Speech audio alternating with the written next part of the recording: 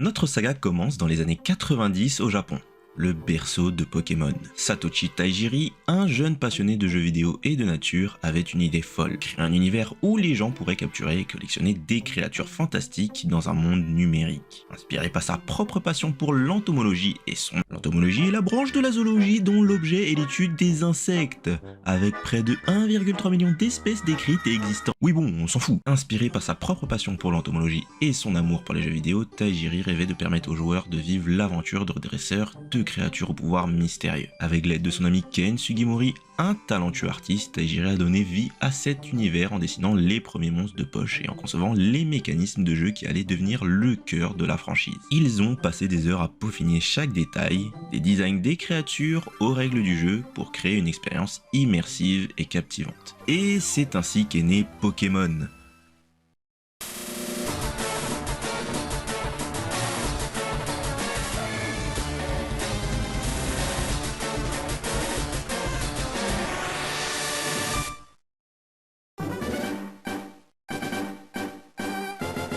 Lancés en 1996 au Japon sous les noms de Pokémon Rouge et Pokémon Vert, les jeux ont immédiatement captivé les joueurs avec leur monde vibrant, leur combat stratégique et leur sens de l'aventure. Bientôt, Pokémon deviendra un phénomène culturel conquérant le cœur des joueurs du monde entier et lançant l'une des franchises les plus emblématiques de tous les temps. Mais ce n'était que le début de l'aventure Pokémon. Plus tard, la franchise s'étendra pour inclure des séries animées, des films, des jouets, des vêtements et bien sûr les célèbres cartes Pokémon. Et c'est cette dernière facette de l'univers Pokémon qui allait prendre une importance particulière non seulement en tant qu'objet de collection, mais aussi en tant que symbole de la passion et de la camaraderie partagée par les dresseurs du monde entier.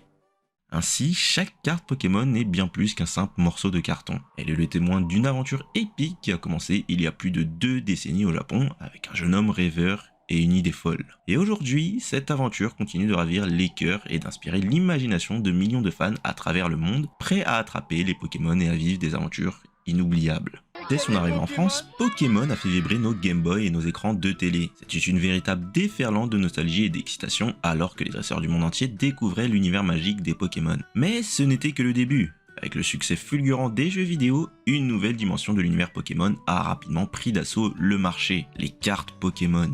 Qui aurait cru qu'une simple carte en papier pourrait susciter autant de passion et de convoitise? Mais c'est exactement ce qui s'est passé. Représentant ces drôles de bestioles comme Pikachu et Rondoudou ont littéralement envahi les cours de récréation.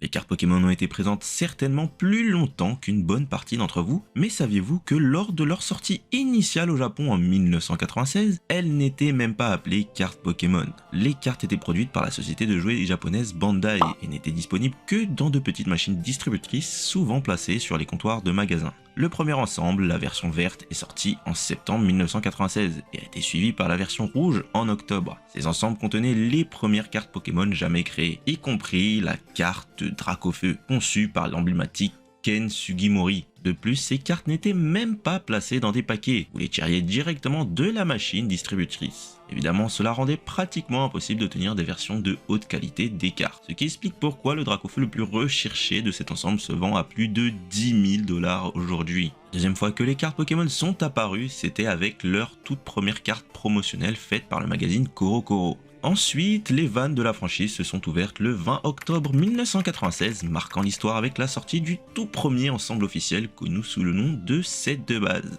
Cet ensemble comprenait 102 cartes, dont 16 holographiques, y compris la carte de Dracofeu la plus emblématique de tous les temps. Comme cela a été un grand succès au Japon, cela a posé les bases pour son explosion mondiale ultérieure. Mais il a fallu encore beaucoup de temps pour que cela se produise. Je pourrais m'étaler encore des dizaines de minutes sur l'histoire chronologique des cartes Pokémon, mais je ne le ferai pas ici car le plus important est de comprendre que les cartes Pokémon sont devenues très rapidement l'objet de toutes les convoitises, que ce soit pour leur rareté, leur illustration magnifique ou leur potentiel stratégique dans les batailles Pokémon. Les dresseurs du monde entier se sont lancés dans une quête effrénée pour compléter leur collection, échanger leurs cartes préférées et montrer leur expertise en tant que maître Pokémon. En France, l'engouement pour les cartes Pokémon était palpable dès le premier jour. En cours de récréation résonnaient des échanges animés entre dresseurs avides de compléter leur collection, tandis que les magasins de jouets étaient pris d'assaut par des fans impatients de mettre la main sur les dernières extensions. Les cartes Pokémon sont devenues un véritable phénomène culturel. transcendant les frontières et les générations pour réunir des millions de fans autour de leur passion commune. Ainsi, alors que les jeux vidéo Pokémon continuaient de captiver les joueurs sur console, les cartes Pokémon ouvraient de nouvelles portes à l'imagination des fans, les transportant dans un monde où les Pokémon n'étaient pas seulement des pixels sur un écran, mais de véritables partenaires de jeux à collectionner, à échanger et à chérir. Et avec chaque nouvelle extension, chaque nouvelle série de cartes, l'engouement pour les cartes Pokémon ne faisait que croître, alimentant la passion des dresseurs du monde entier et assurant que l'aventure Pokémon ne serait jamais terminée. Et tout ça se confirme encore aujourd'hui. Zenith Supreme, sorti en janvier 2023, est la dernière fois que nous avons vu des cartes V, VMAX et autres dans la version japonaise. Cette époque des Pokémon a également vu 3 ensembles japonais différents avec des God Pack. C'était vraiment l'une des époques les plus emblématiques, si ce n'est la plus emblématique de l'histoire des cartes Pokémon après sa création. Mais la prochaine ère ne faisait que commencer et elle apporterait beaucoup de changements aux jeux de cartes Pokémon. Les Scarlet et Violet ont commencé en mars 2023 et avec eux est venue la 9e génération. Les holos étaient garantis dans chaque paquet, la mécanisme de Terra, Kadabra pour la première fois en plus de 20 ans, un tout nouveau système de rareté et le retour des cartes X dans le premier ensemble EV1. Vers cette époque, les cartes japonaises ont connu une explosion de popularité. Elles avaient toujours été populaires, mais généralement les cartes françaises et surtout anglaises étaient plus populaires en raison d'un public mondial plus large. Mais les cartes japonaises ont commencé à dominer le marché, les rares se vendant plus cher en japonais qu'en anglais, surtout les cartes dresseurs féminins. Cette transition du marché a également rendu les cartes d'entraîneurs à illustration spéciale beaucoup plus précieuses qu'elles ne l'avaient jamais été auparavant, même plus que certaines des cartes Pokémon.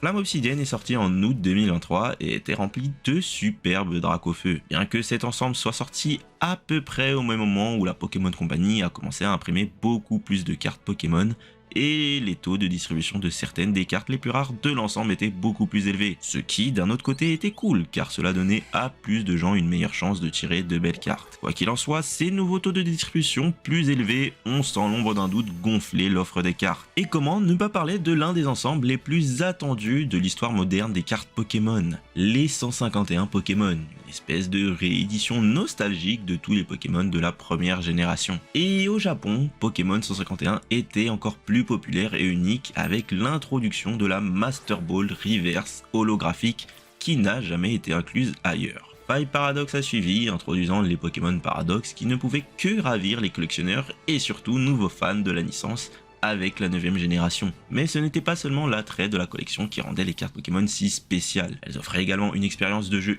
unique permettant aux dresseurs de tester leurs compétences stratégiques dans des batailles palpitantes. Chaque carte était une pièce essentielle du puzzle, offrant des pouvoirs uniques et des cartes spéciales qui pouvaient faire la différence entre la victoire et la défaite. Les tournois Pokémon sont devenus des événements internationaux. Les meilleurs dresseurs s'affrontent pour la gloire et les précieuses cartes. Mais attention, ça ne rigole pas là-bas. Entre les stratégies élaborées et les combos dévastateurs, mieux vaut être prêt à affronter n'importe quel Pokémon qui se dresse sur votre chemin. Dans le monde compétitif des tournois Pokémon, seuls les plus forts et les plus stratégiques survivent. Que vous soyez un dresseur aguerri ou un novice plein d'ambition, chaque tournoi est une arène où se jouent les destins des champions. Et avec des récompenses à la clé, comme des cartes rares, des titres honorifiques et surtout des cash prizes. La compétition est féroce. Mais être un champion Pokémon ne se résume pas seulement à avoir les cartes les plus puissantes. C'est aussi et surtout une question de stratégie et de réflexion. Savoir quand jouer une carte, quand lancer une attaque et quand se retirer peut faire toute la différence entre la victoire et la défaite. Et avec des milliers de combinaisons possibles, chaque duel est une épreuve d'intelligence et de bravoure. Les tournois Pokémon attirent des dresseurs du monde entier, venus de tous les horizons pour se mesurer les uns et les autres. Des États-Unis au Japon, de l'Europe à l'Australie, chaque région a ses propres champions, ses propres stratégies et ses propres légendes. Et lorsque ces champions se rencontrent sur le champ de bataille, c'est un spectacle à couper le souffle. Mais la compétition Pokémon ne se limite pas aux tournois officiels. Les ligues locales, les clubs de dresseurs et les tournois amicaux permettent à chacun de tester ses compétences et de progresser dans son parcours de dresseur. Et avec l'essor des jeux en ligne, les dresseurs peuvent désormais affronter des adversaires du monde entier sans jamais quitter leur salon.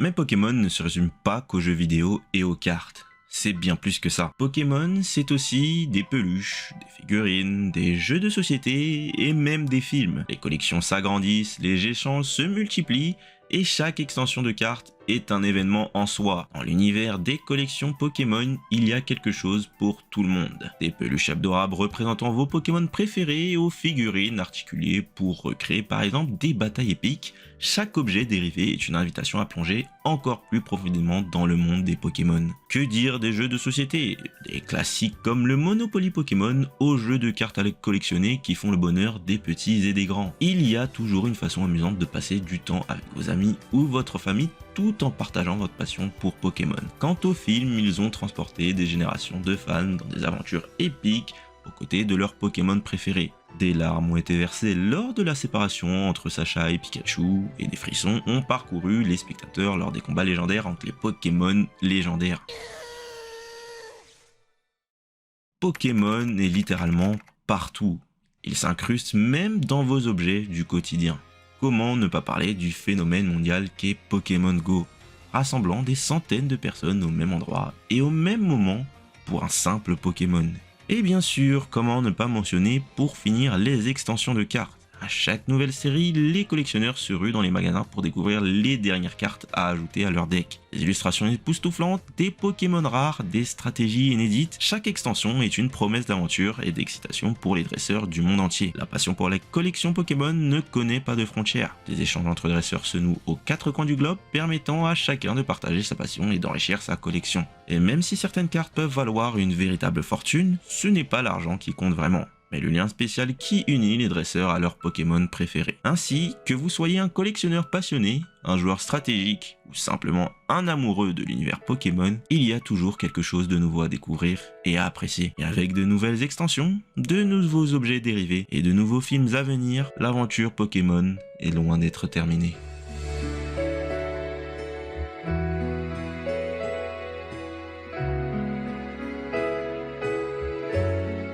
Pas si vite mon ami, pour le mois de février, nous vous offrons un superbe tripack Clash des Rebelles. Pour tenter votre chance, il vous suffit de liker et commenter cette vidéo. Vous devez bien entendu être abonné à la chaîne et pour augmenter vos chances de gagner, vous pouvez le faire sur l'intégralité des vidéos du mois. Les résultats du tirage vous seront donnés le vendredi 1er mars.